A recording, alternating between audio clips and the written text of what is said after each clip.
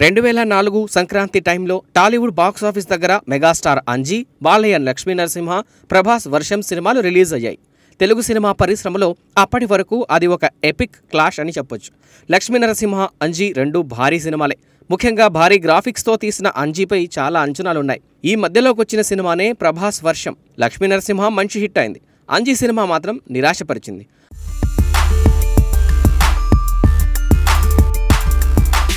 అయితే వర్షం సినిమా మాత్రం ఆ రోజుల్లో ఓ రేంజ్లో ఆడింది.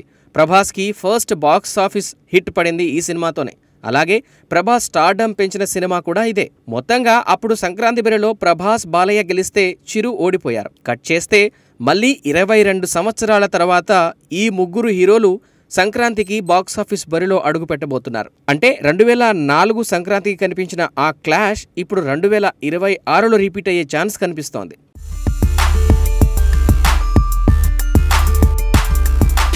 చిరంజీవి మన శంకర వరప్రసాద్ సినిమా ఇప్పటికే సంక్రాంతికి రిలీజ్ డేట్ ఫిక్స్ చేసుకుంది. డైరెక్టర్ అనిల్ రావిపూడి సంక్రాంతి సీజన్ను అస్సలు మిస్ చేయరు.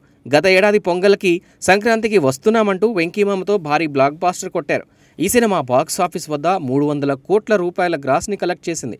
ఇప్పుడు చిరుతో అదే రిపీట్ చేయబోతున్నాడు అనిల్ రావిపూడి. మరోవైపు ప్రభాస్, మారుతి కాంబోలో తెరకెక్కుతున్న రాజాసాబ్ రిలీజ్పై మొన్నటిదాకా ఓ డౌట్ ఉండేది. కానీ నిర్మాత టీజీ విశ్వప్రసాద్ అఫీషియల్గా జనవరి 9న రాజాసాబ్ థియేటర్స్లో వస్తుందని ఖరారు చేసేశారు.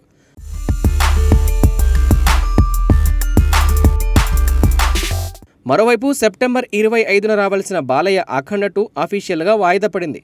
నిన్నే మూవీ టీం ఓ స్పెషల్ నోట్తో సినిమా రిలీజ్ని వాయిదా వేసినట్టు చెప్పారు. అందులో కొత్త డేట్ అయితే మెన్షన్ చేయలేదు. కానీ అఖండ లాంటి సినిమాకి సరైన సీజన్ సంక్రాంతి అని చెప్పాలి. పండక్కి 3 పెద్ద సినిమాలకు అవకాశం ఉంది.